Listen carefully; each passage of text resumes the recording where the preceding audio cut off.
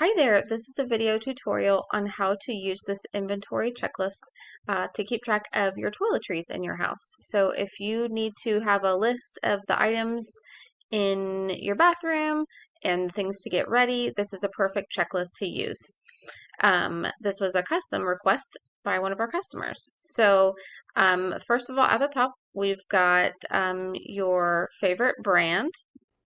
I made this a little bit bigger for everybody to see. So you can just double click in here and then whatever your favorite brand is, you can just type that in. The next shopping trip, you can just double click in there and choose a date. Each one of these sections is completely customizable. So if you don't like what I've done, you're more than welcome to change it. So if you wanted to highlight this and just write something else, you're welcome to. So this section here is skincare. So everything I have is things for taking care of your skin. Anti-aging cream, hand lotion, facial spray, facial mist, eye cream, exfoliator, and such. So if once you have what you need, just check it off and it'll strike through the item for you and highlight it. And if you wanted to print this off, I'll show you how to do that in a minute, and then you can just uncheck all the boxes and have it ready for print. The brand name and then quantity, so you can just put 1. The amount in stock, none, low, or in stock. Expiration dates.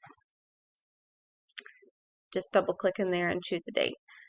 So that is there for skincare. The next is hair. So this is brushes, combs, hair straighteners, curling irons, dry shampoo. A brand area, quantity, amount, and expiration date. We've got a section for bathing. We have a section for makeup, your teeth, and miscellaneous. So there's a lot more on the miscellaneous section. And then I've got a place for notes. So you just double click in here and write whatever notes you need. And then a shopping list. So you can write down the items that you need and check it off as you're done. So to print this off, I would suggest to uncheck everything. Go to File, Print, and then I would do Print Sheet, Fit to Width. Let's do Portrait, and that'll print it off and have it all on one page for you, so you can just check it all off. If you did normal, it would kind of show up like that, so it'd be better to do Fit to Page or Fit to Width, and then you just print it out. So that's how that works. If you have any questions, feel free to reach out. Feel free to click on the link in the description below to purchase this spreadsheet.